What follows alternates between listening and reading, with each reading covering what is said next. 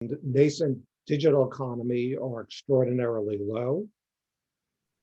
And they, for the most part, lack the skills to fill the few jobs that are available. And if I was going to characterize Africa's youth by two words, I guess I would use disenfranchised and disillusioned. So it's a very harsh reality I think I'm painting on a continent which sadly, I think,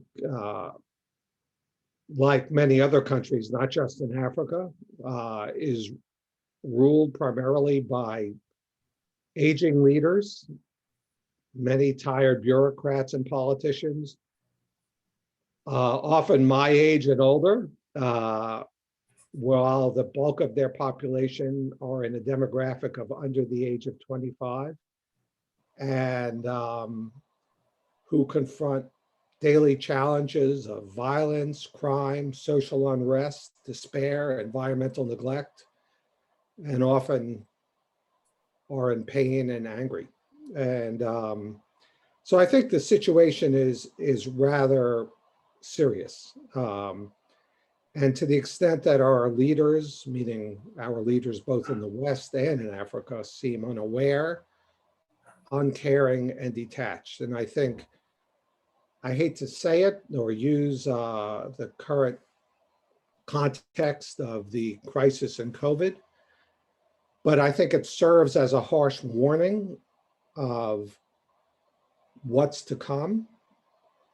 The high pre-pandemic youth unemployment rates have given way to even a worse prospects and opportunities for younger people.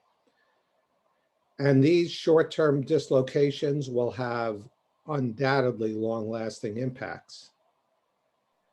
And they only go to show the fragility of Africa's economic progress.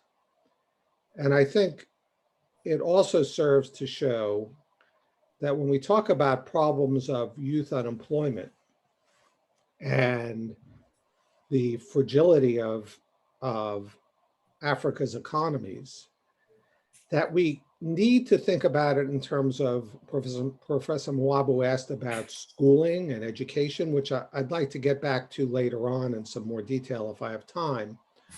But we need to look at this economic fragility and the plight of Africa's youth in the context of the larger problem of the overall neglect of basic services, basic functions, both within Africa and globally, that describe the acute inequalities and the acute neglect of human resources that goes far beyond just schooling and education. And we only need to look at, again, the COVID crisis. While the West sits in a position of ample and excess amounts of vaccine, Africa has been neglected. Now, much of the blame certainly falls outside the region, but how we could find ourselves in this situation, having been warned in terms of the previous pandemics of HIV, of SARS, of Ebola, where the world and African leaders and global leaders were completely unprepared and unable, and most importantly, unwilling to address this problem, only serve to show how vulnerable Africa is to these types of shocks. But it's not just the health shocks, it's the climate shocks. And there's a whole range of research that's showing how climate change is resulting in young children being pulled out of school, leaving the education system, having to respond to the acute situation and the dire situation as resources are depleted, as environments degrade. And all these factors are affecting not only the direct economic opportunities of our youth, but they're also affecting younger children and their health and their well-being. But let me also make clear that these new challenges, particularly of global pandemics, of climate change, of environmental degradation, sit next to old challenges that are continue to result in a disinvestment in the youth and in their well-being and in their abilities to learn and enhance skills. Malaria, maternal morbidity and mortality, malnutrition, lack of investment in early child education, gender discrimination, the types of social stress that young kids face. All these types of dislocations have and continue to jeopardize the quality and the abilities of our children. You know, there is a growing and a long history of research that shows the importance of investing in mothers and children in terms of longer life expectancy and life skills across the life course. Professor Mabu has, of course, done a lot of this research. So as we sit and look at the more narrow questions, which hopefully I will get back to if I have more time, of education and more direct efforts to enhance skills, we need to do that in the context of understanding our failures to invest in the health and well-being of young children, of their mothers, from conception through their young childhood. Because in the absence of doing so, we really do relegate Africa's youth to a compromised position, because the overwhelming evidence is that health and nutrition are associated with absenteeism, delayed enrollment, diminished grade attainment, diminished cognitive skills, less physical strength, less stature, more ailments as they get older.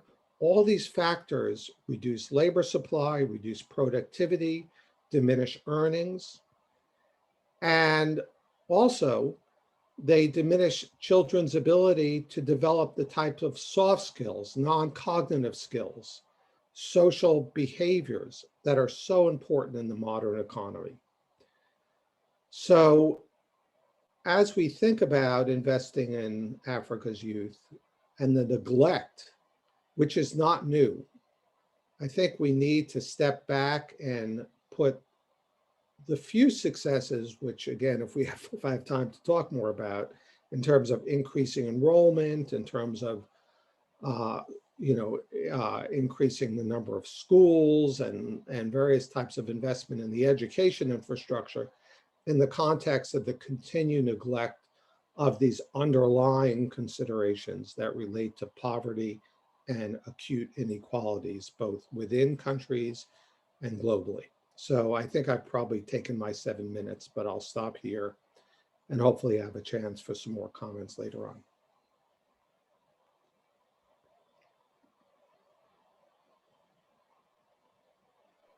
Thank you very much, David. And problem in actually unmuting myself. So thank you very much, David, for that comprehensive outline of the problems facing Africa in the area of skill production, especially among the youth, and the economic prospects that they face now and also in the future. So I'll go to the next panelist, and this is Professor Belinda Archibald. And actually, the question is also related to the one I asked David. And the question is, which are the necessary abilities for the future of work in Africa. And as a lay person, I interpret these abilities maybe to be skills also, but there may be more than skills in the word ability. So what are these necessary skills or abilities that Africans in the future should have, okay, in order to be productive, more productive than they are now? So thank you very much. Belinda, please. Thank you very much, Dr. Germano and Dr. Theophile and everyone at the AERC for inviting me. So let me set my timer for 7 minutes so that I don't go over here. Okay, so a little bit of background on my own research, and I'm going to talk about some of the evidence from the research in answering these questions about, what are the necessary abilities for the future of work in Africa.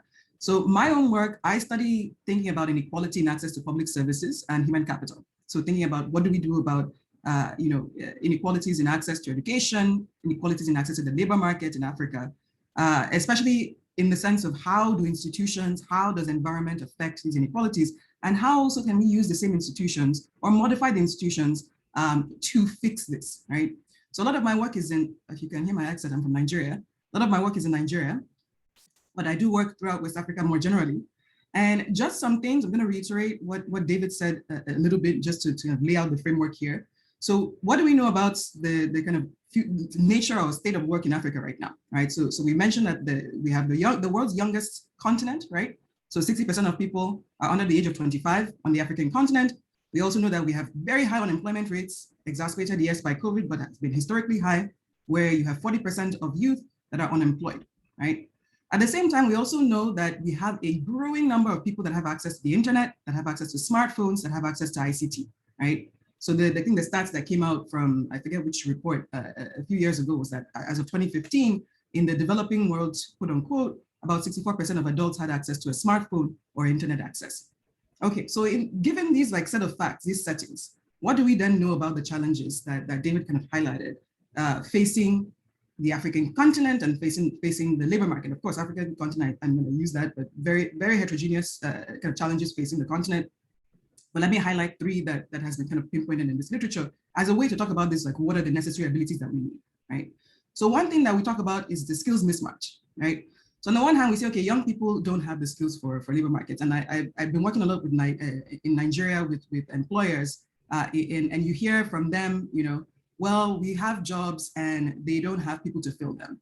And I talked to students. I visited at the University of Lagos for a year, or for a few months, sorry, in 2018. And they said, oh, well, students are saying look, we are trying to apply to these jobs and we are not able to access them because people only hire who they know. They hire their family members. It's like kin networks and all these networks that are involved. So the story that's coming out here is two things. So one, you have this kind of skills mismatch where potentially people are not applying to the jobs that they are skilled for. And two, you have this story of information asymmetry, where potentially people don't know, right, how exactly you access in the applicant side, they don't know how you access these jobs. On the employer side, they're trying to figure out how do we actually find skilled people to fit the requirements of the jobs we're looking for, right? So under that, this is something that, again, ongoing research that we've been doing to think about these issues. We can say, okay, one, how do we leverage ICT? How do we leverage the kind of increased access to the internet to ensure that, one, you kind of solve this skills mismatch issue by making it much less costly to apply to jobs, right? So there's research studies that have come out. I think there was a paper that came out last year from Ethiopia that said, if you make it much less costly to apply to jobs, and also training, right? So they had these kind of formal work training, job application type of training to applicants, where they then said that not only do you get training, you get formal certification to signal to the employer that, hey, I'm very, very skilled for this job.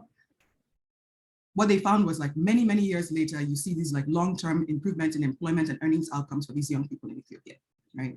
So we know evidence from research that says, okay, one way to address this kind of skills mismatch issue, this information asymmetry issue on the part of the applicants and also the employers, is to find ways to signal for the people that do have these skills for the labor market, to signal to employers that, hey, I have the skill for the job. and in the places where they do not have the skills for the job, to find ways to actually have formal training, right? And not just the formal training, but formal certification, right? So there should be, this is where the institutions come in, formal certification for the training to say, hey, this person is actually skilled in doing X. They are skilled in using Microsoft. They are skilled in programming. They are skilled in these ways, and like telegraphing that explicitly to employers.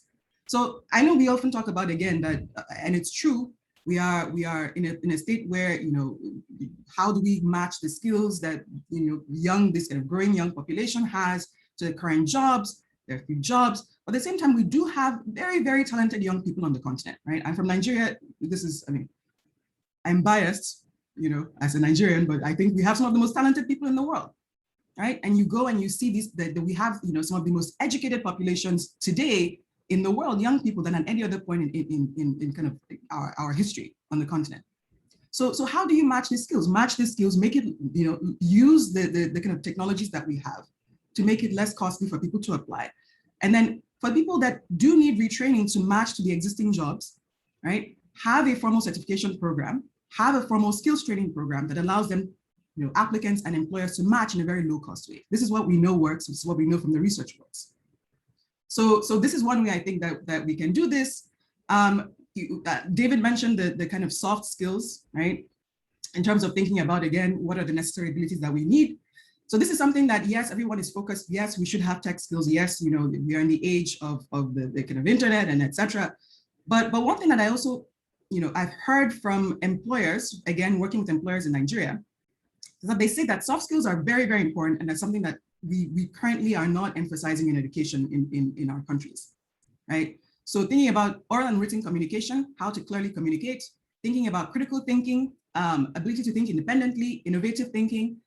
I went to school in Nigeria through my primary and secondary schools. I will say personally that these are not things that were emphasized, and not the fault of the teachers necessarily, but this is the pedagogy, and we'll talk about that hopefully in the next question if we have time. But this is the way that the pedagogy is structured in our schools. It's like memorize and regurgitate, not really encouraging independent thinking, which in a increasingly global economy, many employers, African employers included, are saying that they are looking for. Right? These are the skills that they want to cultivate in their applicants or in their future employees. So I'll just mention that there because I think I'm running out of time. But if we have more time, we'll talk more about thinking about how do we leverage the existing institutions to get at these points, the skills mismatch, information asymmetry, and really leverage. Right? We often talk about the deficits, which are there, but we do have existing institutions to address the current deficits in terms of skills, and also we have existing institutions and tech to address the deficits in terms of the skills mismatch that already exists. Like there are skilled people, there are educated people. How do they match properly to employers on the applicant side? So we'll talk about that hopefully in the next question if we have more time. Thanks. Yeah, thank you very much, Belinda. Thank you very much indeed. You have actually made me understand the difference between skills and ability. And one can have skills, but not the ability to think critically, for example. So that is really something I have learned, and I think many others. Okay, so we'll return to these issues later. So now, actually, I should now move on to Pongatira to ask him a few questions. But since he is not in, I'm going to ask Professor David San to come back one more time and elaborate on some of the issues he touched on, actually, which have to do with what he thinks, for example, can Africa do to encourage learning at an early age, or maybe what is being done in other countries from which Africa can learn to be in a position to provide a strong basis for African youth to learn from a very early age. So I would like David to actually see, okay, what he can say about that issue. It's connected to the first question I asked you. Thank Yes, you, Dick. Mabu. So just if you can give me some time parameters, should I take 5 minutes, or I don't want to Just take as much time as possible, but I know that you can take a lot of time. too many years spent in meetings with me, so okay. Thank you, David. So I think that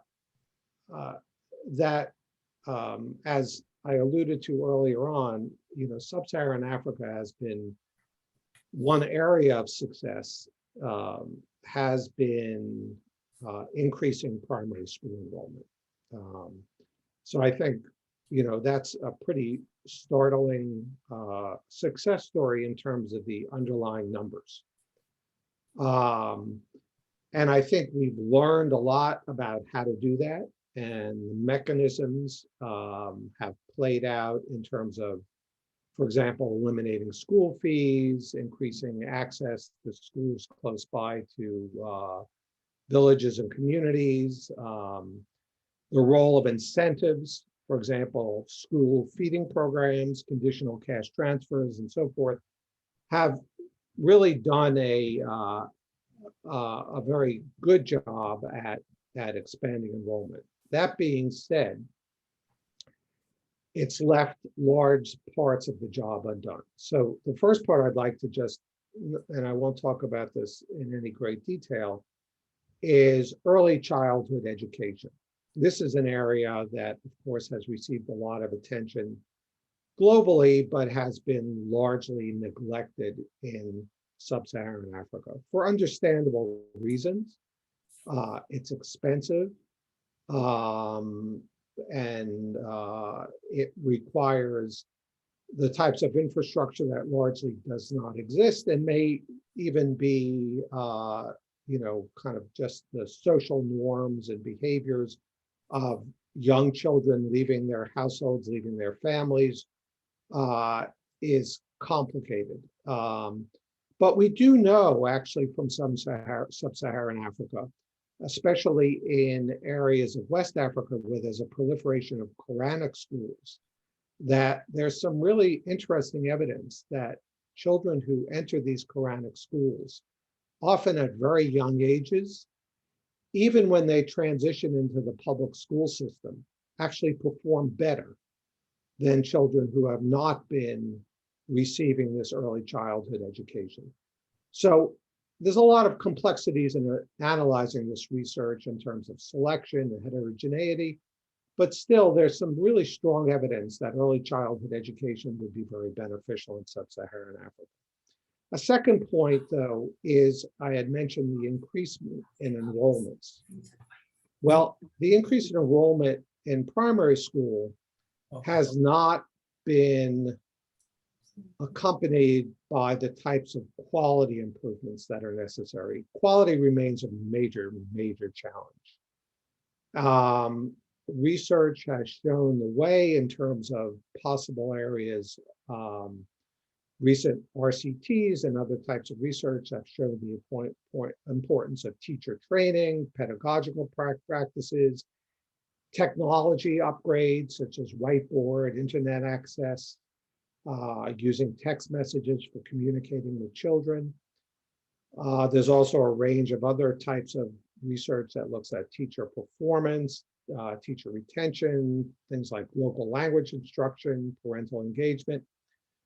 But while this research has been taken and has been done, in small settings, in isolated contexts over short periods of time, the research has really failed to contribute to any scaling up of programs. The problems with the external validity of these research projects remains very acute. And we really don't know about their cost effectiveness. There's a lot of work that's being done that says, oh, if we provide this type of teacher training, or if we provide these types of incentives, or if we either to households or teachers, we get these types of outcomes. But we have failed to look at the cost of these programs, their cost effectiveness relative to each other, and we have failed to scale them up and look at the complexities of doing that.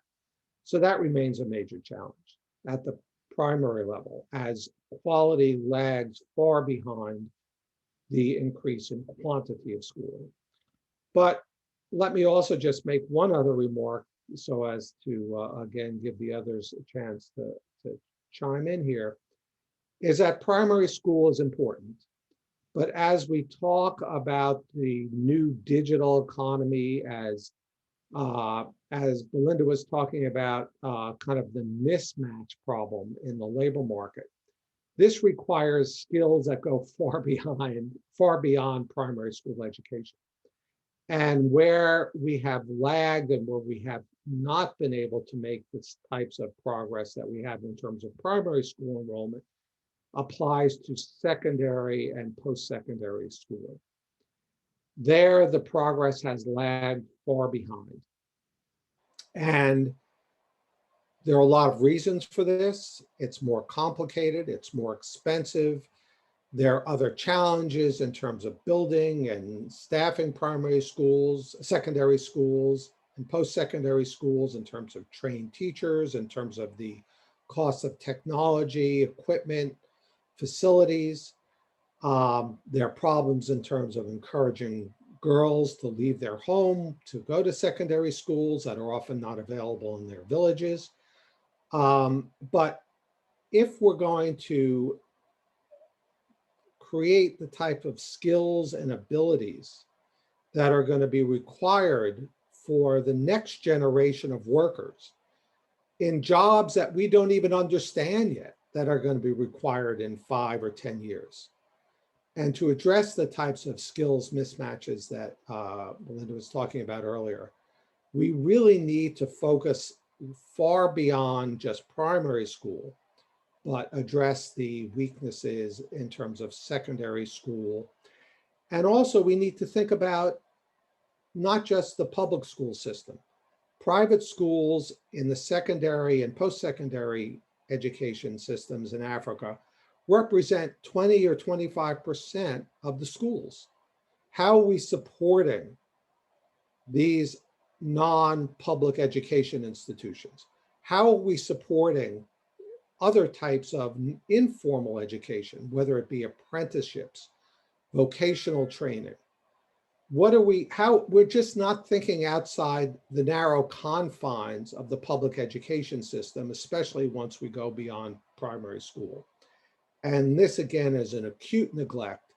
And we need to do so if we're going to talk about providing Africa's youth in the decade ahead with the types of skills that are going to be required for the digital and the technology-driven economy that Africa really hopes to and needs to participate in if it's going to be at the center of the new global economy.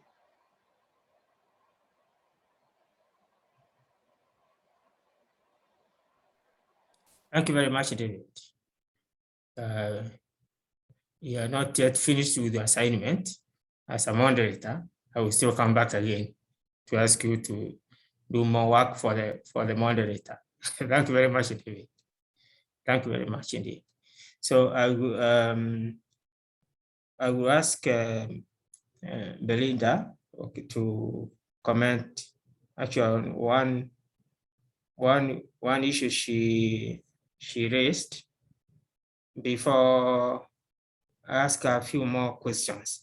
One important issue that Belinda raised is there is a need for eliminate information asymmetry in the labor market. This is a huge point.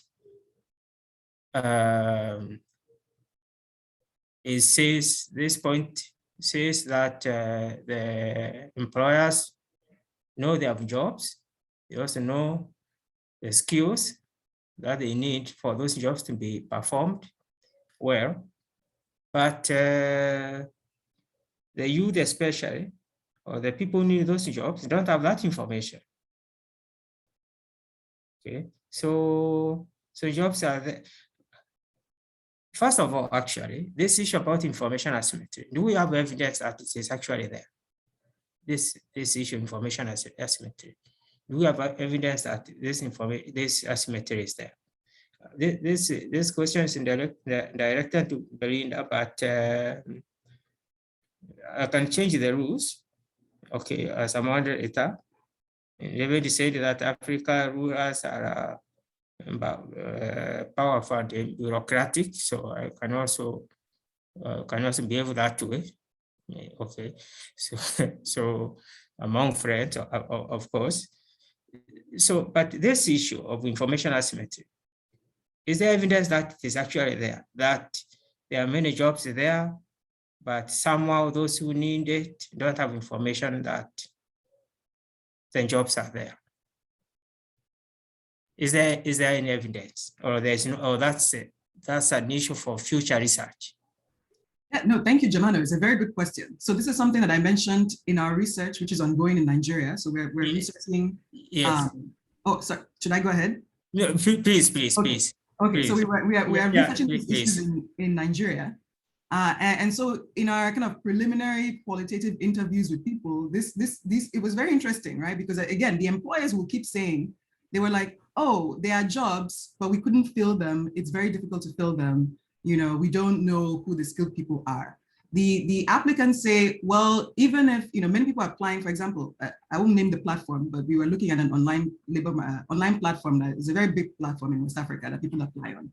And on average, people are applying to about 7 jobs per applicant in a single year, right? So there are a lot of people applying to a lot of jobs. But what we noticed when we went into the data was that, for example, especially this was especially true for women, people would under-apply. So women especially would under-apply to jobs that they are qualified by education, they are qualified by years of experience, but they wouldn't apply to the jobs. And so when we were talking to people, they would say, oh, well, I don't know if they would, you know, accept me. Well, I didn't know that these people seem to be looking for things that, you know, I might not have or might not be on my resume. So that's where, so again, I'm not going to, you know, this is the anecdotal evidence from the employer. They're saying that there are many jobs. This is ongoing work to see if, you know, what exactly is the state of the job market. I don't think there are like many jobs they're saying, but this is what they were saying, you know. So this is both sides of the market, on the job seeker side, on the employer side. They seem to not have information about what the other person is looking for. And that's where, you know, we are kind of doing ongoing research right now to kind of figure out, like, how do we, if we provide information to job seekers about, like, these are the things employers are looking for, if we provide information to employers about, you know, these are the things that can attract more skilled candidates or higher ability candidates to your position, does that actually improve or close the gaps that we are seeing, or that they are saying, you know, it exists currently in the labor market, especially for women, right? David mentioned this. You see these gender gaps that are very, very worrying in the labor market, and we see these issues especially for women. So I'll give you one example where I think this anecdotally, sample size is one. Please don't take this as a general scientific evidence. I'm just going to tell you one anecdotal example. For example, we were talking to, I won't name the people again, but we're talking to, again, this online platform in Nigeria. And one of the things that we said is that, hey, look, it seems like from the descriptive data that you gave us, you guys are, the hiring managers are hiring people from their same ethnic group and men from their same ethnic group. And I don't know if you noticed that, right? Your firm has a reputation for only hiring people from a certain ethnic group. And so I talked to the CEO about this, and he was like, oh, well, I didn't really notice that. And he went and he looked at his roster of employees, and he said, oh, wow, you're right. Like, they're all from my ethnic group. Like, this was not intentional. He was not, you know, again, I don't know what is in his head, but according to him, he's like, we didn't intend to be biased in any way.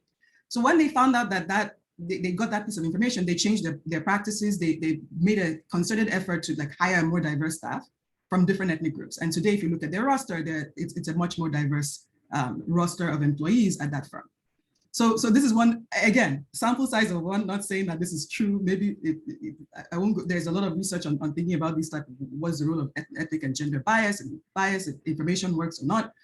But this is one thing where I was like, okay, at least in this one case, it seems that there was an information asymmetry. When we provided the information, the manager changed their behavior. So that's where I will stop there. But again, ongoing research, lots of research to be done in this area on thinking about, exactly a very, very important question that you're asking, Jemano, to what extent is there information asymmetry a big part of this unemployment story? Yeah, thank you very much, Belinda.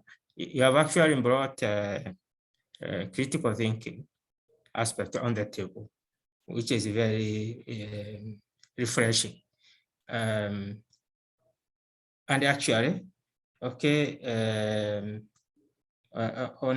still on that line of critical thinking, David said that in future, there will be jobs that will require skills, actually good jobs, according to David's hypothesis. Good jobs, but jobs for which we do not have information as to the skills and abilities they will require to perform well. Okay, those jobs will be there in the future, but we don't know what skills they will require. Actually, I agree with that.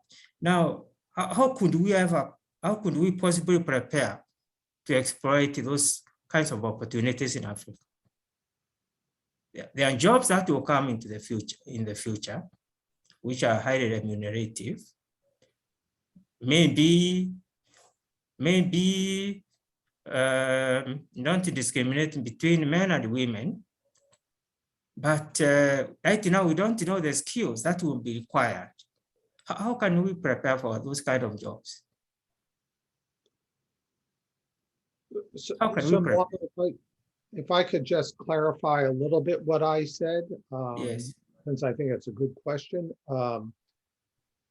So I think the bigger problem is we really don't know clearly the nature of the jobs that will exist in 10, 15 years.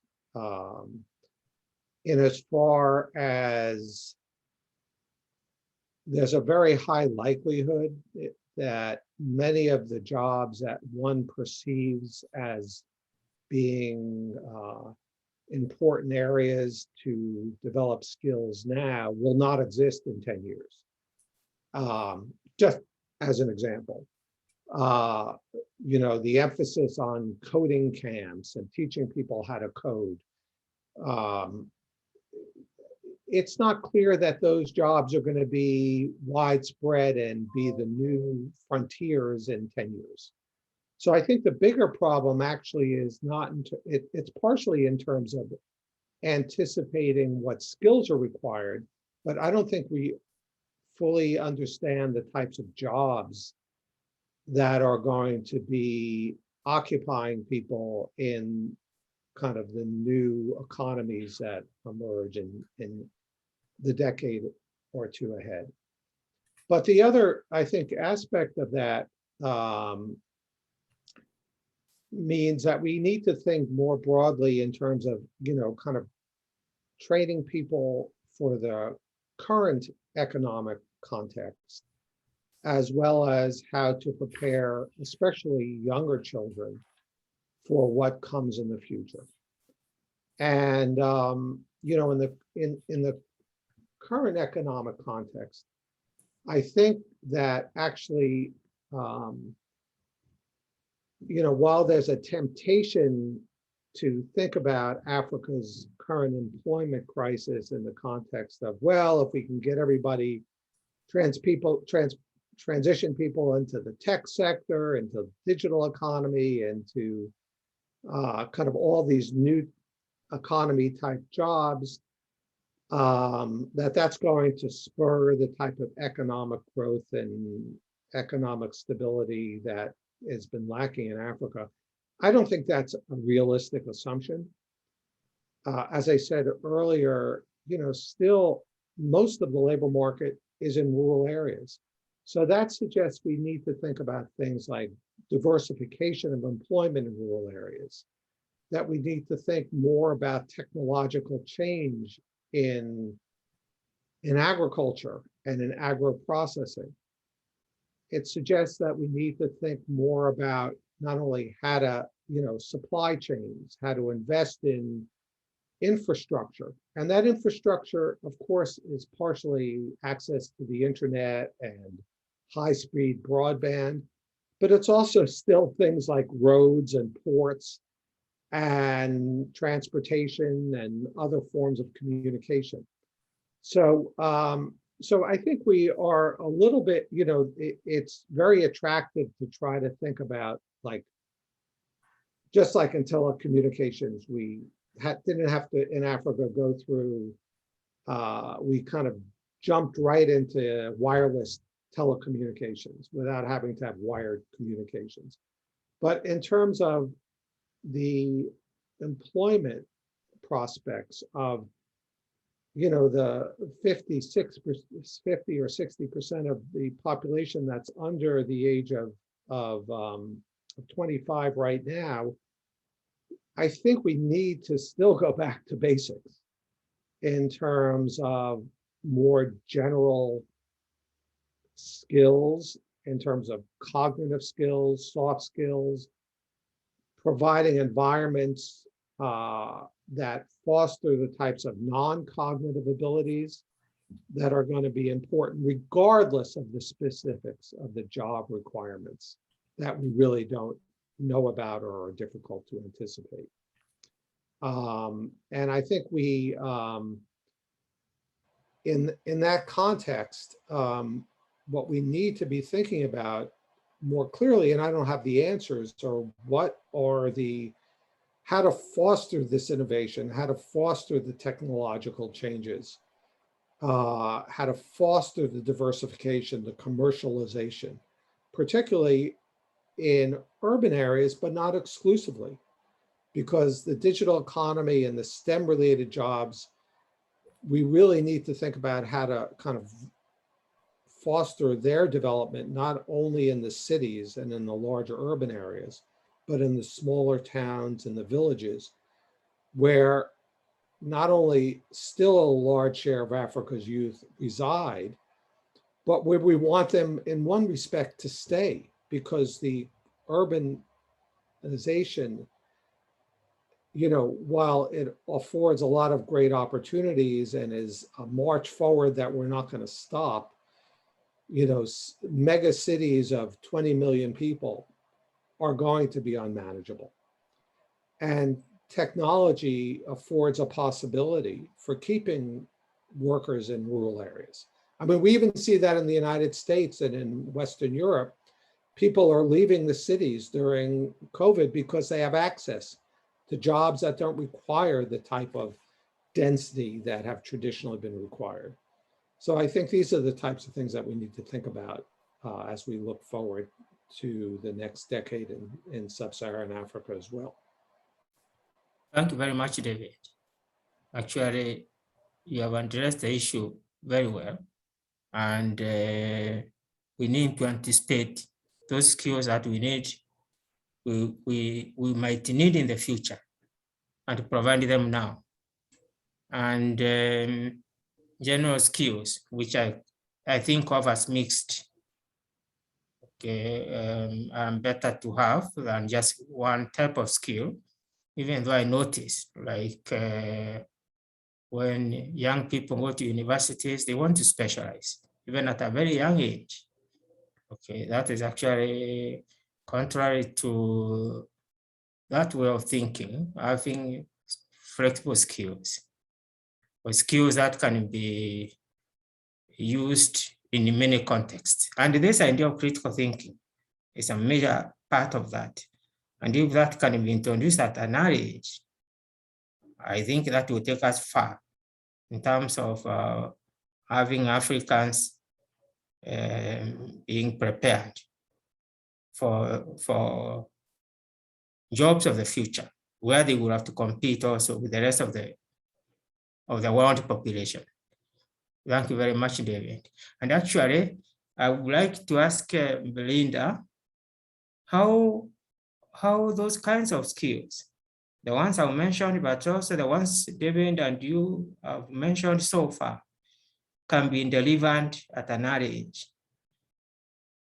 How they can be delivered, or how they can be delivered even in informal or informal settings.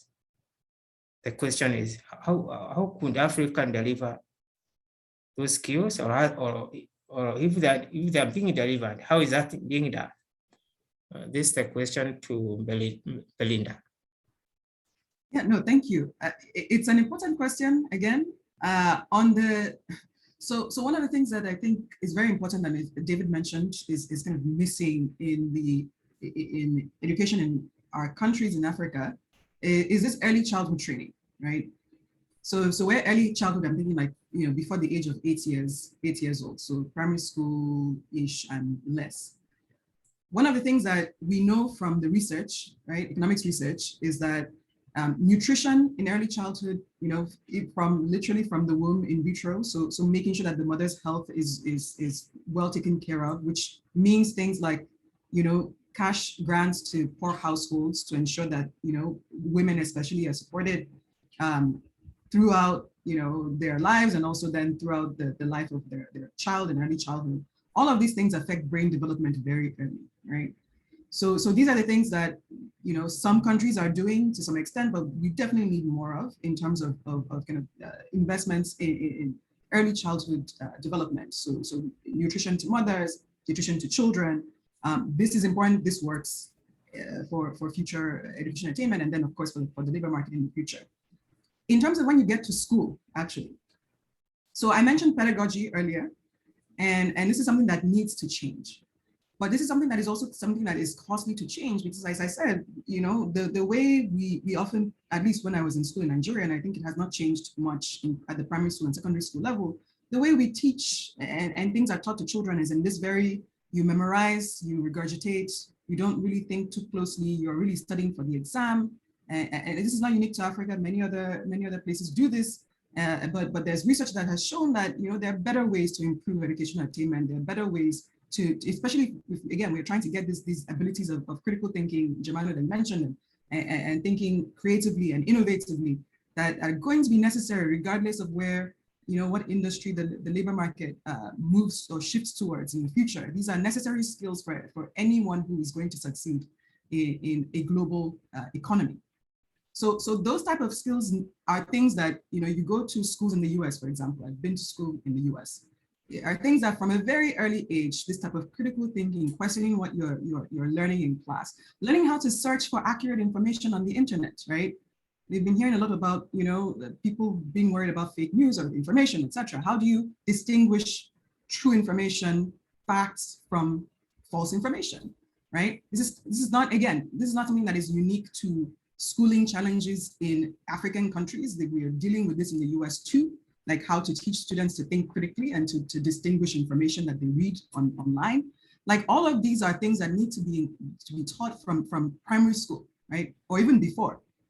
And these are things, again, that require changes in pedagogy that are costly for students, that are costly for teachers, that are costly for caregivers.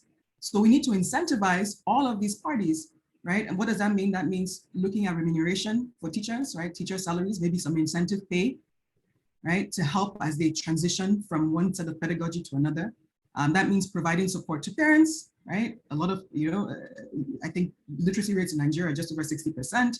So a lot of support needed to parents also to be able to support their children at home, which we know again is necessary to inculcate these skills. And that means also supporting children, right? So things like teaching in the mother tongue. That's something that the research has shown actually does work very well to improve these kind of educational attainment, improve the learning of these skills, right? If you're learning one language at home, coming to school and learning another language, it's very confusing for children, right? This is costly. These things are costly for kids. And so these are the kind of step-by-step things that we can do at the early childhood level, the formal training level as well.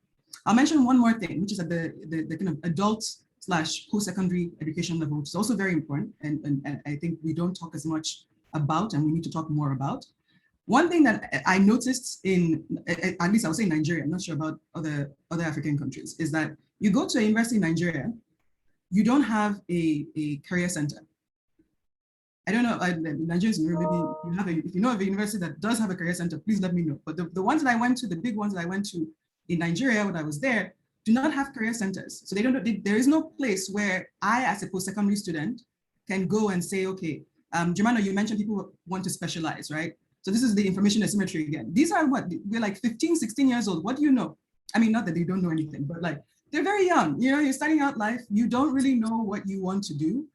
You know, in the US, what do? You have at the secondary school level there, in fact, I'll go back to secondary school level, you have a counseling center in the US. They have counselors, high school, secondary school counselors that you can go, you're 13, 14, 15, and you can say, you know, I want to be a quantum physicist. And they'll say, okay, let's sit down and look at the profiles of quantum physicists with you. This is what you need to do. You need to apply to this. You need to, from the time you're like 13, 14, 15 in the US, right? We don't have that. We don't have counseling centers at the secondary school level, right? We definitely don't have career centers at the post-secondary level, which then I'm like, how do you expect these young people to know what to major in, to know what jobs they want? It's amazing to me. You know, I'm listening to these young people at the University of Lagos. It's one of the best universities in Nigeria. And I'm like, how are they expected to know these things? You know? So these are things that are, I think, relatively low cost ways that we can, you know, mechanisms that we can implement, given the current constraints we have in institutions, to ensure that these skills are learned, that these abilities are kind of, you know, adopted from early childhood to formal education to secondary school, you know, to post-secondary education, especially. Then before you already have that setting before you even get into the labor market. So anyway, I will stop there. I can go on forever about this, but yeah. Thank you very much, Belinda. Very, very informative points you have made. But there's one thing you said actually that caught my attention, that nutrition is key for skill acquisition, and especially at a very early age. And the example you mentioned is the age in utero, before the children are born. So in Africa, when women are expecting children, I don't think anybody encourages them to eat different foods.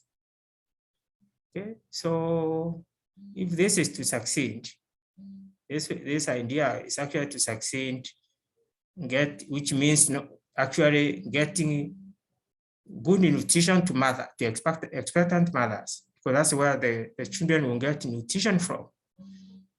But in Africa, I don't think there are such programs. Maybe David actually may know of some, and whether it's given our norms, where the women maybe have to eat last. Okay, especially when food is scarce, irrespective whether they're expecting or not. This nutrition that is crucial for learning, that has to be provided to the mother at that age. How can that be done? This is actually part of the question of how to deliver these skills. That is indirect in delivery, ensuring that the mothers are well nourished so that the children can develop, can have strong mental capabilities. I'm wondering whether there are such, I know there are delivery systems for children themselves, but are there systems to actually ensure that expectant mothers are well nourished in Africa, or maybe elsewhere? Or David, okay, should I? Or actually, anyone. Okay, was that from you or for David? Yeah, anyone. I will say from the point of view of Nigeria, I don't have the stats in front of me right now. Yes. Our healthcare, okay, this is another arm of my research that I can go on about. But in terms of our access to primary healthcare, it's quite dismal, at least in Nigeria, and I'm assuming in many other African countries as well, right? So given that Nigeria is supposed to be one of our giant economies, or the richest countries in our continent. So maternal health care, especially within that, is also quite lacking. And this is something where you know, in our research, we find that especially when you have a lot of thing of like economic shocks. So I study epidemics. So epidemics are very costly, we all know, for households. People are spending money on treating the disease, but they're also spending money because they lost their jobs, etc. What that does is, like, you have malnourished mothers, then you also have malnourished children. We see these long-term effects on stunting of children and underweight children. many years later, right? When mothers are giving birth during these periods of economic downturns where households are without income, right? And again, these are all things that policy can change, right? This is where when you have these type of shocks, invest in primary healthcare, make it accessible, especially maternal healthcare within, within these health facilities, make it accessible to mothers, especially mothers that, David mentioned, a lot of people are living in rural areas that it's very far to travel, and there are no doctors, there are no nurses. Nigeria, I know, has invested in these like community health practitioners, and even those, there's mixed evidence on those, but even if that's the kind of what is available, making sure that that is accessible to everyone in these countries is important, right? So this is where the kind of level of maternal health, maternal nutrition, I don't think is where, it's definitely not where it needs to be, according to the data, at least from Nigeria, to get to these like healthy children, healthy outcomes that we need for children to be able to be healthy. We focus in school, right? And then you have the school feeding programs, etc. when they are in school that are needed to help them concentrate. Have air conditioning in schools. There's a paper that just came out last year that said like air conditioning in schools is very, very important, especially in hot climates, to help kids concentrate in school, right? So we know what works. We can think about the cost effectiveness, but we know what we can do in terms of starting from investment in healthcare, maternal health, access to maternal health, and then on to when the kids actually get into school. Thank you very much. So, yes, David, please. So I just to add to what Belinda was saying, I think certainly the importance of prenatal care and perinatal care and support for things like breastfeeding and recognizing women's special role, but most importantly, their special vulnerabilities related to reproductive health and health care of their children is paramount across so many aspects of the labor market and employment story. But one thing, a couple points I want to focus on or raise, which we haven't actually talked about very much. As Professor Mabu knows and has worked extensively on, there's a big literature on the interaction of work and how it relates to issues such as early childbearing, early age of first birth of your children, as well as the trade-offs between work and taking care of your family and your children at home. And if one looks at sub-Saharan Africa today, the fertility rate amongst women remains around 5 births. This is higher in certain regions and lower in others of sub-Saharan Africa. But contrast that with other regions of the world. Of course, we don't have to look at Europe and the United States where it's closer to 1.5, but in Asia and Latin America and even the Middle East, it's just around 2, a little bit about over 2, like I think 2.2. So the fertility rate remains remarkably high in Africa. And the other problem, as I said, it's just not the number of children. Girls are getting pregnant at very young ages.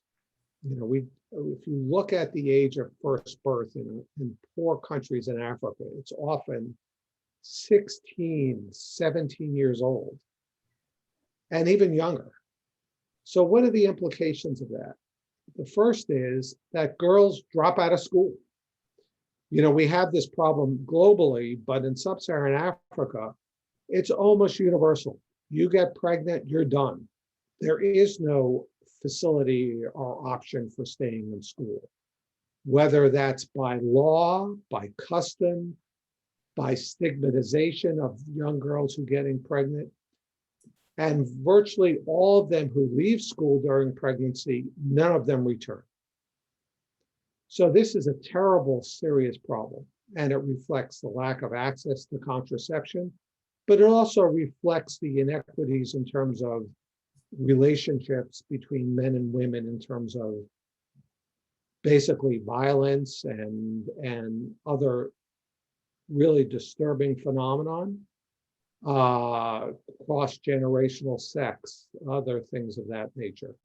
So I think we need to think very carefully about this high fertility rate, because it's destructive to women in terms of interrupting their education and interrupting or eliminating whole sections or whole sets of prospects in terms of employment. Women who get pregnant early, who have large families, the anti-discrimination laws that they try to enforce in the West are really difficult to pass, let alone enforce, particularly in poorer countries. And so women with early pregnancy, with large families, who do not have access to childcare alternatives at home, who are saddled with the responsibility disproportionately for caring for their children. This contributes to basically the intergenerational transmission of low skills and poverty. So unless we address these special vulnerabilities of women, and they also go into, they relate to the health space as well directly. I mean, think about who suffered the ravages of HIV in sub-Saharan Africa. It was women, and it was young women, and it was girls.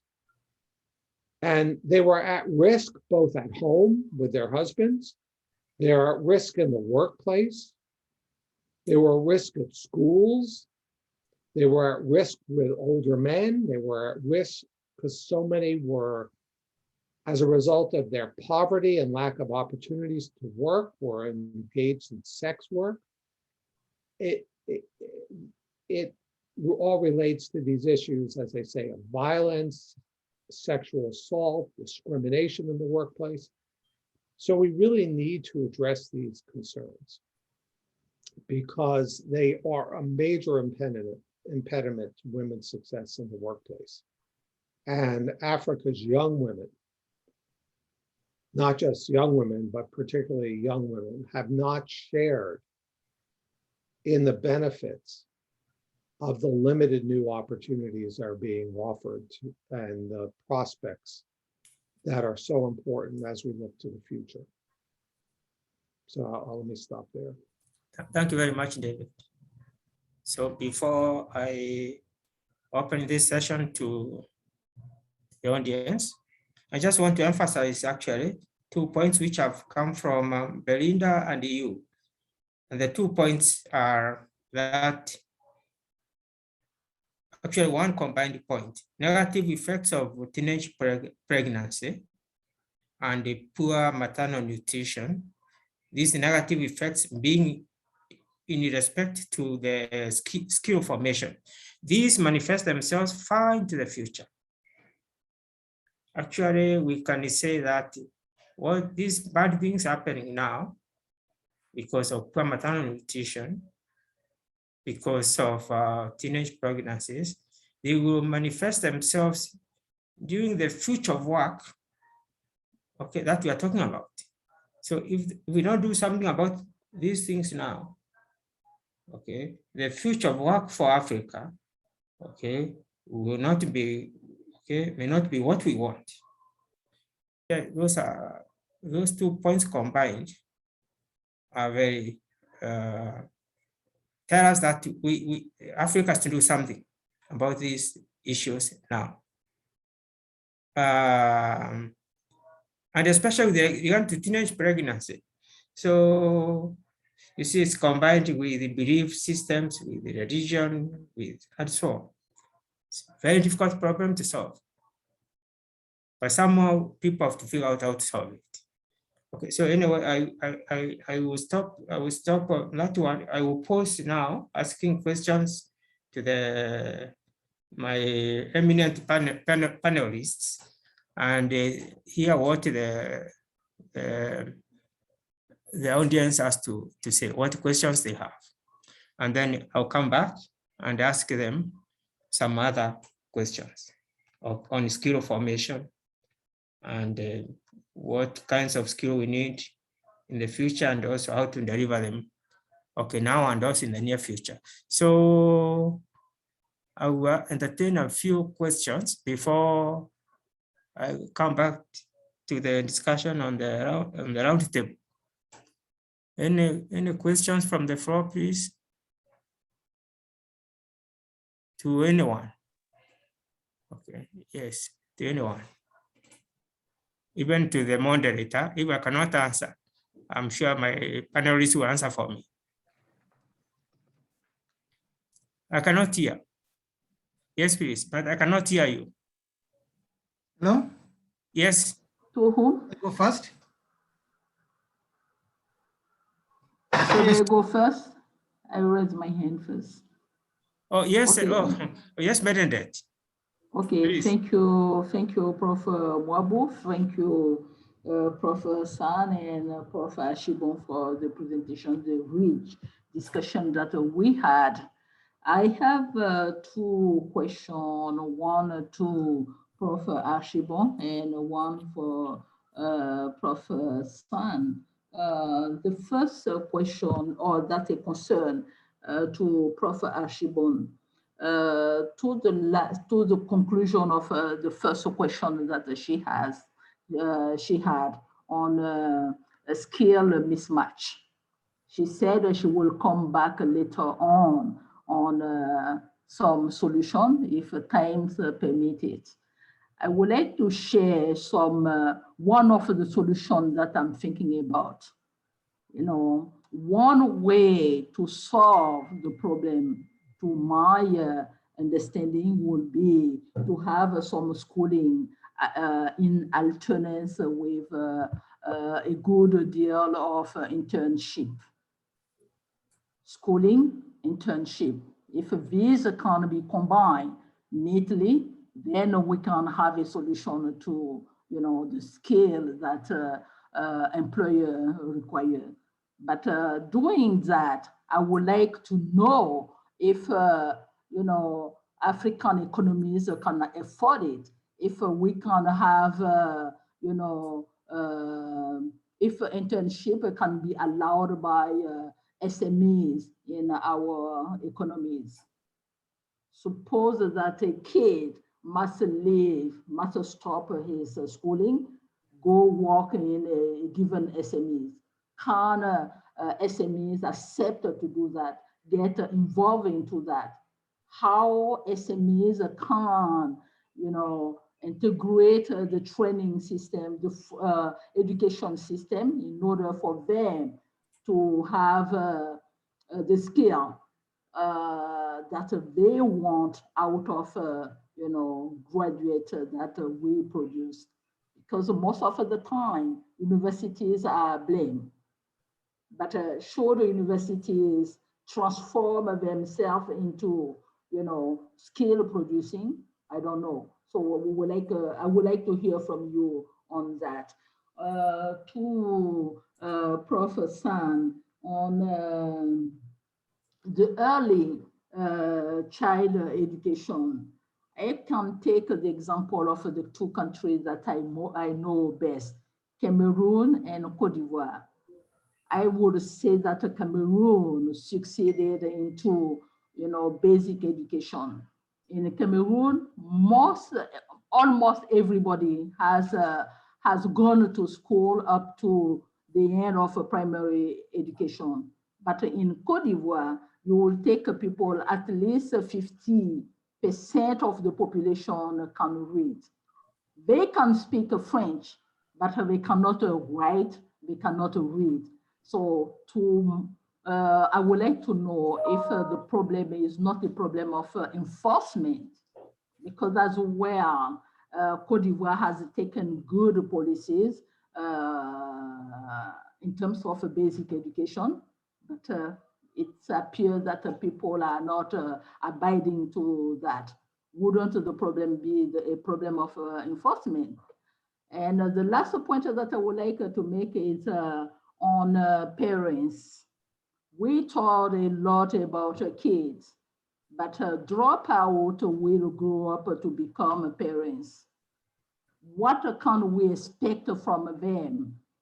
You know, in terms of incentive, in terms of accompanying their kid in order to get out of poverty, or even go get graduated. So I would like to know if we should not think about some program for parents as well. As David said it, most kids are in the rural areas, but in the rural areas, parents did not go to school. And how can they tell their kid to do otherwise? Thank you very much. Thank you very much, Bernadette. Thank you. Yes, Chairman. Chairman, can I go next? Yes, please. Well, thank you very much. Be brief, please. Okay, Yeah. be concise. Thank you much, Professor. Thank you, David. Thank you, Bernadette. And thank you, Belinda. Now I have two questions. One is to Belinda. Belinda, you mentioned two things: skills mismatch and also information asymmetry. I want to go to the issue of information asymmetry. Professor Mwambu asked about evidence, whether it does exist, which you actually explained very well in Nigeria's case. Now, my question is, how can information asymmetry be eliminated in the labor market? Then, Jamano, the second issue is, this is a general one. They're talking about skills mismatch in the labor market. We're talking about youth unemployment, but we also need to acknowledge that in Africa, there is a lot of school dropout and also a lot of poor education and also literacy. In many developed countries, there is a minimum requirement for every child to be in school. How can this be enforced in Africa? Because you can't talk about lack of skills when you don't have any education. So can Africa come up with a minimum school requirement, and probably somebody should complete primary education or secondary education? Can this be done in Africa? You cannot develop any skills without any basic education. Thank you. Thank you very much. I'll take one more and then, yes, please. So I need to introduce myself. I'm John Mutenyo from Makerere University, School of Economics, Uganda. Oh, thank you very much. Most welcome. Thank you. Thank you. Thank you.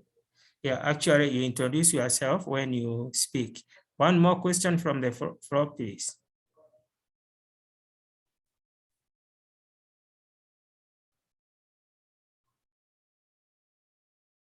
I can see Professor Christian Zamo.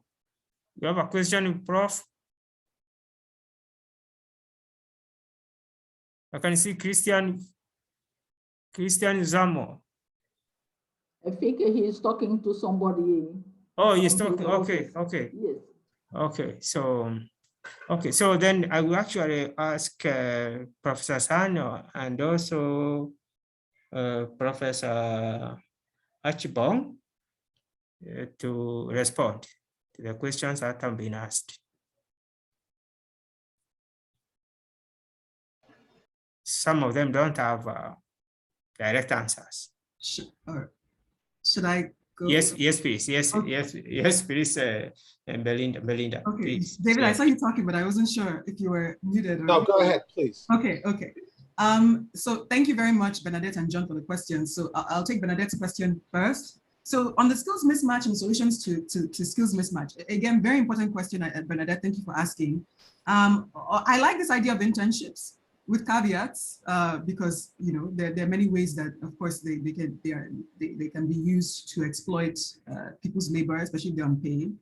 But one thing I like that I see has been implemented in many African countries, Nigeria included, is that Nigeria has something similar to this, to what you were suggesting, Bernadette, with the internship program. So Nigeria has NYSC, which is this National Youth Service Program. Many African countries have these youth service programs where essentially when the students graduate post-secondary education, they get a year of what is basically like an internship with Bernadette, as you're suggesting. Usually it's either SMEs or schools, or sometimes they work in government ministries, etc., for a year.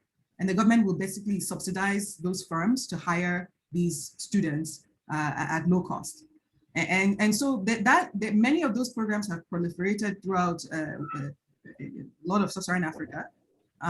One thing we don't have, and this is where the researchers in the room, we are trying to work on research on this, we don't have evidence on whether or not it actually works in terms of improving labor market outcomes for young people. These like mandated one-year internships that the government is subsidizing. I think it's something similar to what you were suggesting, Bernadette, for students. So there's very little evidence on their effectiveness. Some people say, oh, well, if you're taking the students out of the labor market to do these internships for a year, it's like a year. Some students will say it's a year wasted because I might not stay in that particular industry or in that particular job. Some people say, oh, well, it's good because at least I have a job temporarily while I can learn some skills and get some training in the interim while once I graduate from my polytechnic or my university, etc. So there's definitely, I think these programs exist. There's a lot of research that needs to be done on whether they're effective in terms of promoting youth employment. But I think I agree with you, Bernadette. I think it's promising in terms of this can be a model that might be promising in terms of thinking about solutions to the skills mismatch and employment issues that we mentioned earlier. In terms of the, so I agree, again, the universities have been asked to do a lot, right? You mentioned this is exactly true. University funding has been slashed in many countries, especially during our authoritarian regimes when the army was very threatened by, at least in Nigeria, this is the story from political scientists, at least the army was very threatened by these like post-secondary degreed university agitators, right? And so you had a lot of cuts to public spending on our universities, most of which are funded by the government, by the federal government. And so one of the things I mentioned before, which is the career centers, I think is super necessary. I think it should be relatively low cost to implement. And this might be a way, again, for the universities to connect with the SMEs, right?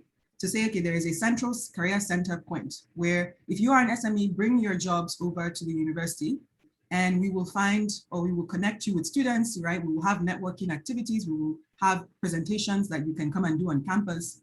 And this is a way for these like companies to be connected, right? Connecting the skills with these post-secondary institutions. I will keep talking about career centers because I think that it should be a relatively low cost way to do this at the university level, even, and of course we definitely need more public spending on our universities and our post-secondary institutions generally. Education generally, because I think education spending in Nigeria and across Africa is much lower than the rest of the world. Like in Nigeria, I think it's only like 10% of the government budget goes to education. It's very, very low. So that definitely needs also to be boosted. And then John, on your question of information asymmetry and how it can be eliminated, I mean, definitely, as I mentioned, provide information to employers, provide information to the applicants. People don't, they're going in blind, they're applying for things, they don't know how they should be applying, they don't know what jobs are available. The internet has made this an easy way to do this, I think. And as we have increasing access to, people have smartphones, everybody's on their phone, at least, again, in the urban areas, we have to think about how to boost this in rural areas. This is something that provide the information to people directly is one way to solve these information asymmetries. In terms of the basic education as an issue, I completely agree. Nigeria was actually very successful. I think many countries in Africa, David mentioned this with the enrollment, have been very successful in boosting enrollment with these like universal primary education programs, right? They go back to the 70s. Where what they would do is try and incentivize parents to send their kids to school. So one way to do this is like provide school feeding, like food to children at the schools. So say when your child goes to school, there will be food waiting for them. Another way to do this is to incentivize the teachers. So pay them extra to do house visits, especially in rural areas. It's costly for the teachers, so you need to incentivize them and pay them extra to do this. My anecdote, my mother was like, remembers living with her grandmother in the village and having the teacher come over to get her to come to school, to convince the grandmother to say, hey, little Belinda's mother should come to school. And my mother was the first to go to university in her family and is a lawyer today, right? So this is like, these type of interventions work, but it's costly and parents and teachers need to be incentivized. So school feeding, incentivize the teachers with extra payments to be able to do house visits. All of these things we know once you have the law in place, right? Once you have the Universal Primary Education or the Act or whatever in place, we know works then to incentivize parents to bring their, get their kids in school, and also teachers as well. I mean, there are issues with, like, this is a whole institutional thing. There are issues with saying, okay, what if the parents are looking for children as labor? And that also then requires saying, like, there needs to be a social welfare system and social safety nets for parents or poor households especially, so they don't rely on their children, especially their female children, as David was saying, to do kind of home production and kind of household labor activities. But I will stop there. Thank you very much. David, you have something to add to that comprehensive response by Belinda? Yes, I know it was a great response, so I appreciate it. Let me just say two quick things. One, regarding these internship programs and more generally around, this broad area of apprenticeships and other types of post-formal education training programs. So I think, as Belinda said, the jury is out on the value of these efforts. And there's been very little research done on it. And particularly, I'm less familiar with the internship programs, but in large numbers of African countries, particularly I think in West Africa, apprenticeships are very widespread. And there are a lot of unanswered questions. One is, do people's skills really appreciate during those apprenticeships? And does it really provide a serious stepping stone into high quality employment, as opposed to serving as a kind of a holding pen for the otherwise unemployed or unemployable, and as a reservoir of cheap or unpaid labor for businesses and corporations and employers. And we don't know the answer to that. And the other thing that we do not know is, even if skills do appreciate in a year of apprenticeship, how would that compare to another year of formal education? And, and what are the relative costs of those two options? And who's incurring the cost? So, if the apprenticeship costs are being incurred by the employer, that's a very different story than if they're being incurred by the government. And, or some sort of government-private sector partnership. So we are operating very much in the dark there. And I think it even gets more confusing when we're talking about internships than apprenticeships. Now, I think there's the other issue of more targeted vocational training in institutions that are training tradespeople or certain types of workers that have skills in construction, trades that are still and undoubtedly will remain in high demand, even in skills like coding but again, there's a lot of issues. These are often private institutions. People pay a lot of money often. People hardly can afford to do so for these to these institutions, which are often unregulated and which have made large and very expansive promises to their prospective students, but failed to deliver. And I think that government needs to take a close look at what's going on here. And while I'm not a big fan of too much government regulation, there are a lot of institutions out there that are selling an empty bill of goods to people who are using their life savings or spending a year without resulting in any sort of positive outcome. Just quickly on also on Bernadette's question about early childhood education and enforcement of laws and regulations, particularly in that regard.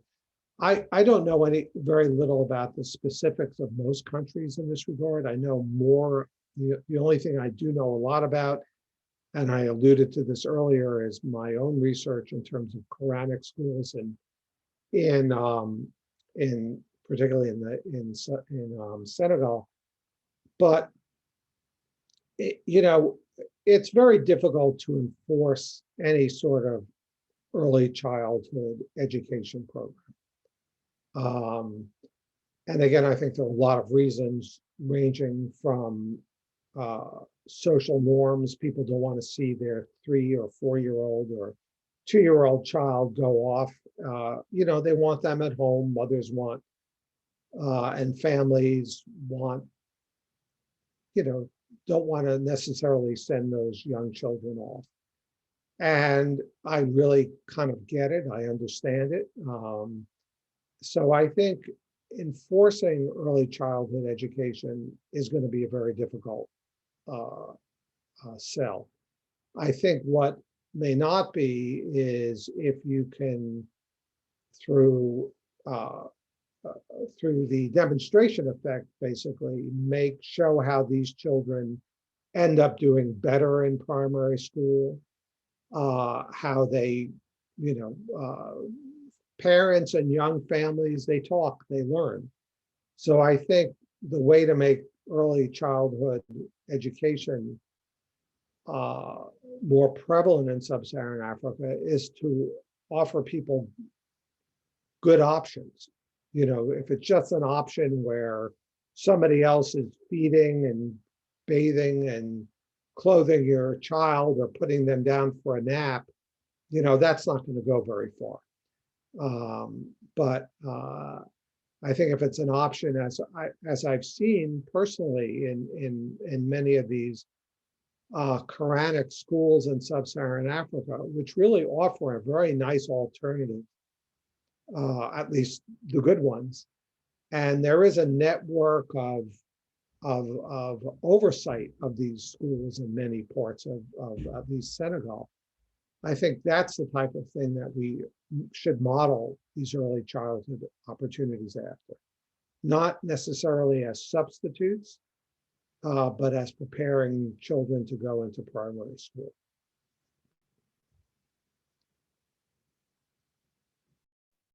Thank you very much, David. So, yeah, this issue that just a parent getting another person to care for the child, that in itself may not actually get people very far in terms of the development of the child, mentally and physically. Actually, I buy that myself. And maybe if I put it strongly, maybe there isn't a substitute for a parent in the child care or the production function for child care. The parents better learn how to produce the best care for their children, rather than hoping that other people will do it for them.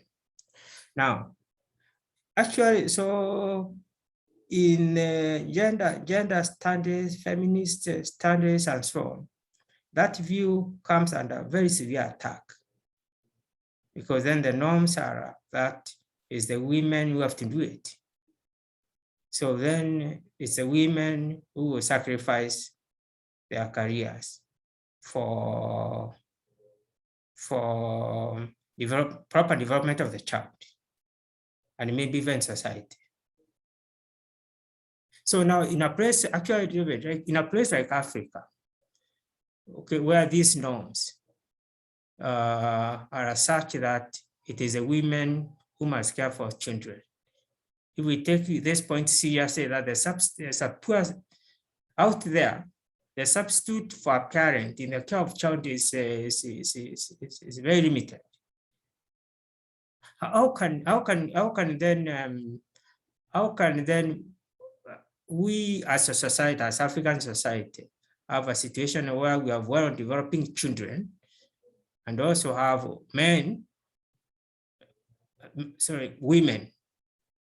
say participating, especially in the labor market, more or less on an equal basis, okay, with the men, where in an effort to develop the child, we don't sacrifice the well-being of the mother or women in general. Maybe I would like you to try to say something on that, David.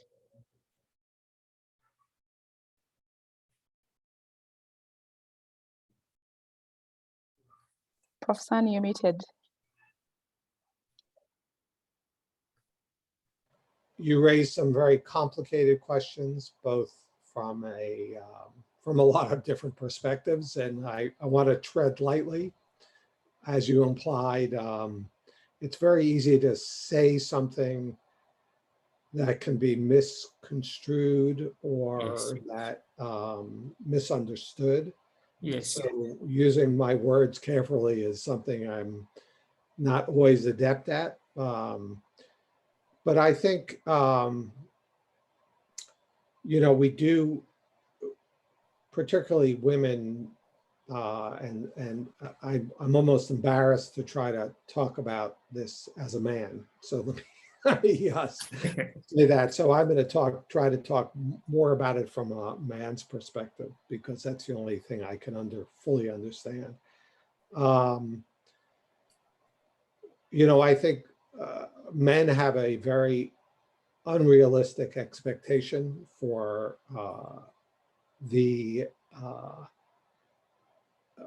of women's time, of women's abilities, and their own responsibilities in terms of caring for families and children.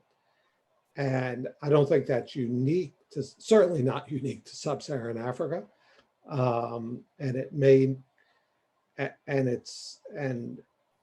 It's a global issue.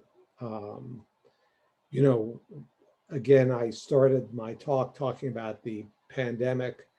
One of the most disheartening parts of the pandemic in the United States has been the disproportionate burden that women have suffered as a result of COVID in this country. And I can only imagine how much worse it is in other countries that do not have a social safety net, or that do not have social norms and protections for women that we have here, that in fact are largely enforced here. But even though we have that social safety net and those enforcement mechanisms, if you look at who lost their jobs, who have suffered the greatest in terms of income losses, in terms of even outcomes such as depression, need to seek mental health care, falling into poverty, it's women. And conversely, while the United States, the labor market has responded remarkably quickly to the virtual disappearance of COVID, women have lagged in terms of returning to the workplace. And it reflects, an underlying historical reality of women for, women's responsibilities, which when I talked about women's productive and reproductive roles, there is no substitution of men for those reproductive roles. I mean, that's just a biological phenomenon. And while men can and will hopefully assume a larger share of responsibilities for the care of their families and their children, the reproductive role is complicated, and the nature of the social norms often fly in the face of even social protections that are being afforded to women. But we also have to understand that there are also preferences that certain women may display, and we should not judge harshly women's choices in terms of caring for their children, nor should we judge harshly a man's choice to stay home and leave his job or take paternity leave. So I think these things are enormously complicated, but I think there's absolutely no question that women have been and will remain more vulnerable to shocks, dislocations, upheavals, and I don't think there's any law, rule, regulation that's going to change that. And but I think government does have an important role in terms of cushioning those blows, and in terms of providing the types of transfers and alternatives that women need to basically make their own choices and have those choices be consistent with their own preferences. And in poorer countries, this is far more complicated and far more difficult. Can I jump in a little bit as yes, well? Thank you very much. Okay, so David, thank you very much for that response. Okay, thank you very much. Yes, Melinda, please. So, and maybe in answering, yes. maybe in responding. Mm-hmm. Okay, please say responding from your perspective of actually being an African woman and in and having made a lot of progress and with regard to these issues. Yes. Right. Of course, my own personal experiences, and I do research also on thinking about gender inequality generally. I always say, I'm going to use, I know we're running out of time, but one simple rule, and this is a rule that my Black women economist colleagues have been trying to also encourage in the United States in thinking about how, kind of gender and racial disparities in the US, which is that, maybe it's, you can call it the Rojan or Nyerere rule, whichever one you want. But design the institutions that we have. I think the institutions play a big role. I don't think we can say, oh, because the law is not being enforced, there shouldn't be a law, right? The institutions are very important, and we can design our institutions to benefit the least advantaged members of our society. If we know that those people are women, right? If we know they're women, they're Black women in the US, they're women generally in African countries, then the focus of so I think this is something that I would, if I could sit down with other policymakers and convince everybody to do things my way, right? The focus of every infrastructure bill or every institutional change you make should be women, right? You benefit the least advantaged, you benefit everyone literally by construction, by definition, right? So this means designing laws, designing institutions, ensuring everything from housing rights, right, where women are disadvantaged, right? The rules around whether a woman can get housing, she needs to be single or whatever. I encounter all of this in Nigeria, the discrimination women face, making sure that there are laws in place, even, so that this is like a first stage, so that at the very least, you can go to the courts to fight, right? You have something institutionally that says this is an anti-discrimination law against women that you can go to the courts to fight when there is an issue. So I think targeting the institutions, of course, we can talk about the informal institutions in the form of culture, but I think targeting the formal institutions is something we can do, is something we can change, and ensuring that, like, be it when you are designing roads, think about the women using it. Are there street lights so that women walking at night can feel safe? If women are feeling safe, everybody is feeling safe on the road because they're the most vulnerable in the society, right? Designing, the schools. There's research on this, thinking about toilets, for example, right? The kind of sanitation infrastructure. Do girls have access to sanitation infrastructure when they're in their periods so that they can go and use it so that they don't have to miss school because they're in their periods? So designing all of these things from schooling to public infrastructure to legal institutions, I think we need to center women, we need to focus on women. if we are to address these issues and to try and close these gender gaps that we have all mentioned that exist in everything from education to the labor market. But I think that the solution for me, I know it sounds complicated, but I think it's straightforward. Design all the institutions, design all the infrastructure with the focus being exclusively on women and women's well-being.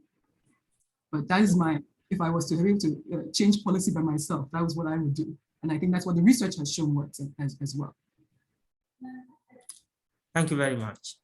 Actually, we are almost out of time, but in case we are cut off exactly at 5 p.m., 5 o'clock, there's one thing I would like each one of you to suggest. Based on the discussion and what your research shows, what additional research do we need to do to ensure that in the future, we will have the skills that Africa needs to engage in productive work? What are, maybe Belinda, you can suggest at least two or one, at least one area of research. Okay, definitely. So we mentioned one already, which is this, there's this, Bernadette mentioned this very, a very good and provocative idea around internships. We don't know anything about, as David mentioned as well, we really don't have any research about whether they work. These apprenticeship models, these internship models, should government be subsidizing these things? Governments already do, but should they continue spending? Nigeria spends billions of dollars on the NYSC program, or millions of dollars, rather millions of naira. On the NYSC program, should they continue to do that, for 300,000 students? Is it something that will work in terms of improving, young people's access to the labor market? So I think that's extremely important. We haven't talked about the climate change issues. I think it's been a very short discussion, but thinking about something that I do in my research is thinking about pollution, right? And the effects of pollution from oil and gas activities that contributes to climate change, but it also contributes to all of these human capital, education, labor market outcomes that we mentioned earlier, right? And there are ways that we can think about, using economic policies, taxes, etc., to raise revenue from, people, oil and gas companies that are polluting and then are leading to lower these kind of lower development effects or lowering kind of economic development outcomes in many countries, right? At the same time that they're raising revenue. So I think they think about what do we need more research on this internship training, like what types of training works, should government subsidize this? And we need more research definitely on the kind of effects of pollution and the effects of climate change. Thank you very much. Before I call on David Desan, there's one issue that you actually have not addressed, which is adult education in Africa, adult learning. Is there, how much of it is happening in Africa? And adult learning, the learning of grown-ups, people in the 40s, 50s, or maybe those people who miss school. Adult education. What can you say about what is the situation of it in Africa? Yeah, I mean, I don't know if David knows more on this. My knowledge of the terrain in Nigeria is that we used to have a somewhat rich vocational training school, like institutions in Nigeria going in the 80s and the 90s that have seemingly died off or are not as prominent now, and that's unfortunate, and we definitely need more funding there. So I'm not aware of too much research on this. This is a gap in the current literature. But this is my knowledge of in Nigeria as well, at least. There definitely needs to be more vocational training. There used to be, but seemingly, funding has fallen off for these sort of vocational retraining centers that seemingly were kind of valuable for adult training or adult learning in the past. Thank you very much. Actually, I know David has information on this issue, but I'm not going to ask him to comment on this one. But I would like him also to give me some suggestions for future research in this area. Okay. So, yes, David. Yeah, the first thing I wanted to do was just to comment on Belinda's previous remarks on if we keep our eye on, for example, she talked about infrastructure on poor Black women, for example, in the United States. Obviously, I know we're going to probably do the right thing. And I think that just kind of sums it up very nicely. And I appreciate those comments. I think it's a aspirational idea, which we're fortunate to have a vice president in this country who I think believes that and knows that. And I think even our president understands that. How to get there is a different issue, but I think, yeah, that perspective works. If we kept that perspective, we haven't had that perspective in this country, so I can't say, why doesn't Kenya do it or why doesn't Nigeria do it? We spent billions of dollars bailing out the airline industry rather than helping poor Black women. And it was a disgrace. And it remains an outrage in my mind. But anyway, I think that is the way to think about it. So I appreciate that very much, Melinda. I think that's the core of it. So having said that, on the research side, let me just make a couple quick remarks. I did think the first thing is that obviously as a researcher, I should say that the amount of research, despite supposedly the proliferation of interest in areas like education and health in sub-Saharan Africa, remains dismally small. We were talking about vocational training, for example. Bernadette, I agree with your comments that you posted. I meant to, I'll write that later on. But there was a very interesting meta-analysis recently done by David Evans at the World Bank on education. And after really decades of effort, he could only come up with 145 studies of education in Africa that covered all aspects ranging from pedagogy, schools, household behavior, government investment, a whole range of issues on education in sub-Saharan Africa. And almost all of them were small little studies, little RCTs, little experiments in small remote villages or even in big urban areas with very little external validity. It's remarkable how little we know. And these studies, almost none of them deal with critical issues like spillover effects. How if you do one thing in one village or in one community or one group of households, how that affects others. Not only in terms of education, but in terms of outcomes like non-cognitive skills, in terms of health.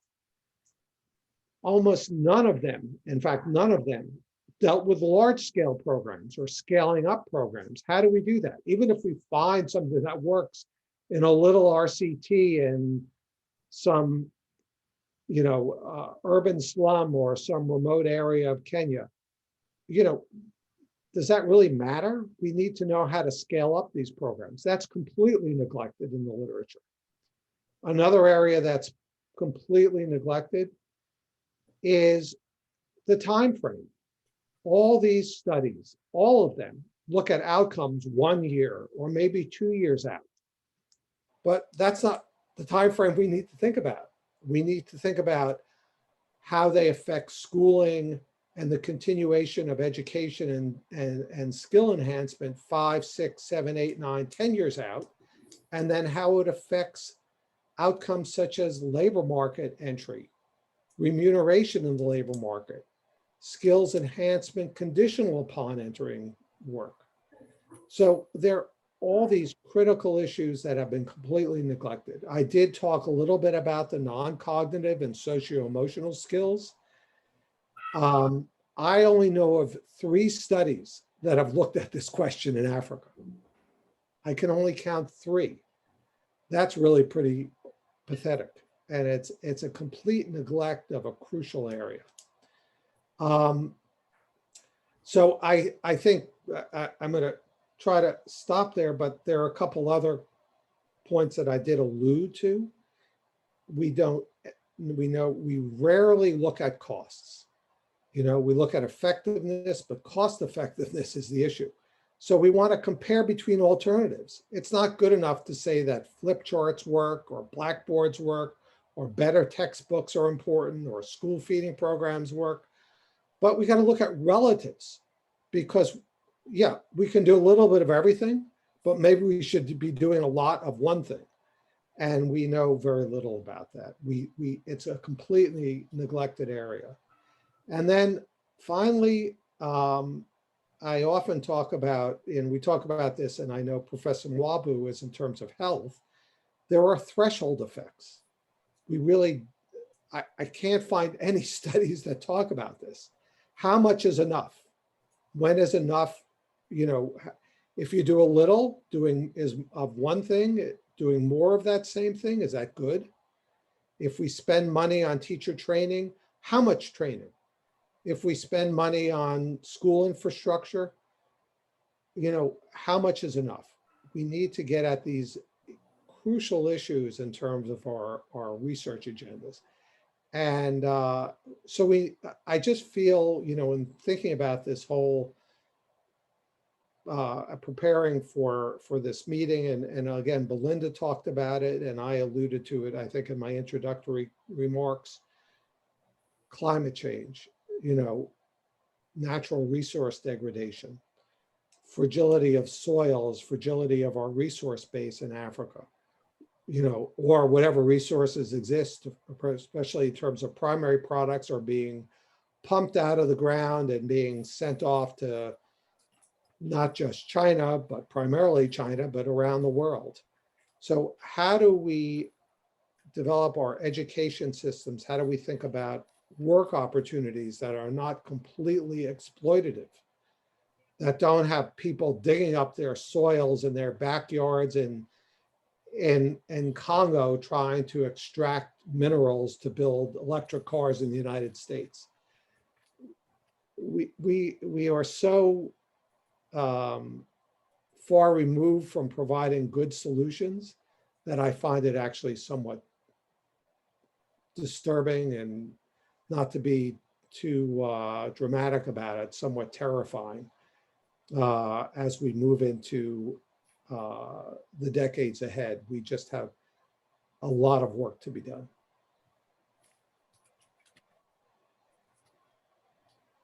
Thank you very much, David. I very much appreciate the comment and the research suggestions. So actually we have exhausted our time. Prof, if I can add on the research areas, sorry, I'm not able to raise my hand. Yes, please. Yes, please, Dr. Aronda. Thank you. I want to contribute in two areas. One, we are in a state where most of the sub-Saharan African countries are either facing very low levels of achievement in tertiary education. Like in East Africa, less than 10% of the population has higher education, which means as we talk of skills, then most of the population is actually having primary or at most secondary education.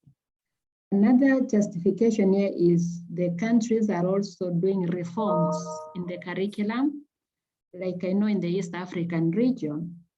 Now, given what is happening, we have three areas maybe we may need to research on. The first one is the transition between education and the labor markets.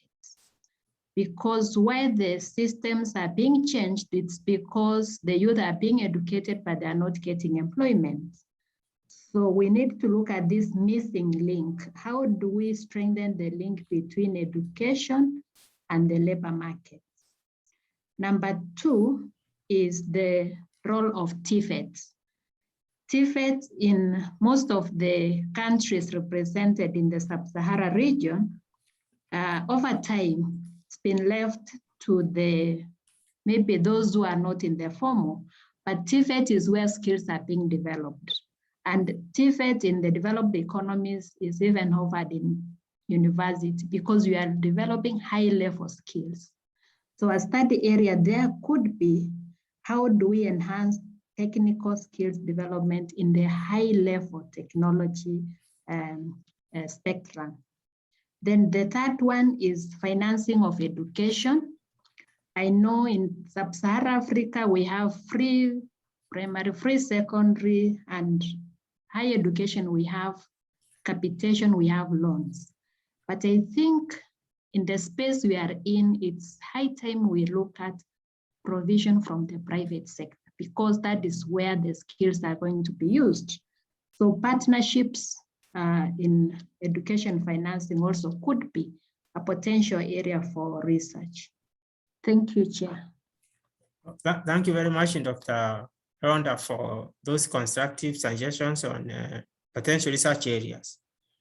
We very much appreciate that as a panel. Thank you very much. I think we have run out of time. So we will actually stop here. And before I stop, I want to mention 3 key things that have come, many things, but I will just mention 3.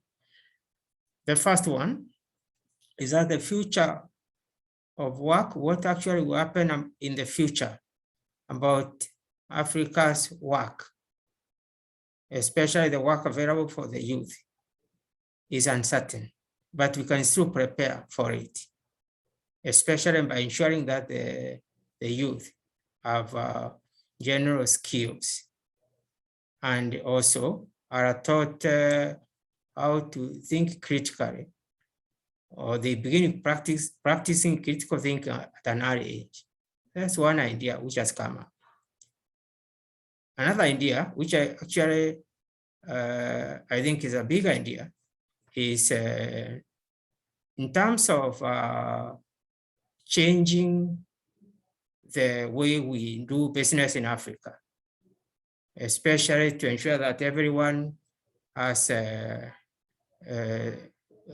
productive skills for productive work in the future. Any change we make, women should be at the center of that change. And the reason is that they are the weakest group in society. And what actually works for women works for everyone.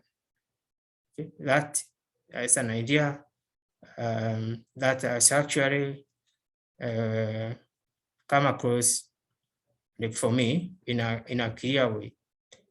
The other idea which has come up, which is related to research and policy, is even as we look for these impacts of in this case, in our session, these are impacts of interventions that improve skills and work outcomes or employment outcomes. We need to look at these effects over a reasonable time period, 5 to 6 to 7, maybe 10, rather than just a few months. And on top of that, the studies that we do, the results there, as much as possible, should be scalable, should actually be able to be generalized from one village or a few villages to the whole population, or to the larger community. So those are ideas which actually have come, but which I've just been able to mention, but many ideas have been brought up by our 2 distinguished panelists, and of course then the distinguished audience. So I want to thank David San, I want to thank Belinda Achebong very much, okay, for giving us new and also challenging ideas on how to prepare for the future of work in Africa, and of course the audience. So I will stop there. Thank you very much indeed. Thank you, Germano, and thank you everyone as well. Okay, thank you very much, Belinda. Thank you very much. Yeah, thank you very much. I forget that we can actually still greet each other. I don't know whether you're in Nigeria or in New York. Thank you very much. Yeah. Okay, thank you. Thank So, you. David, thank you very much, David. Hopefully we'll see you soon. Yes, we'll meet soon, David. Yeah. This Thank you is- very this much, is David. not- This is not an adequate substitute, but Thank you very much. Thank you very much, David. So now, David, you have to tell me now what we do. Do we close our? Do we still stay in our room, or what do we do? I think we hit leave room and bid each other farewell. I don't know is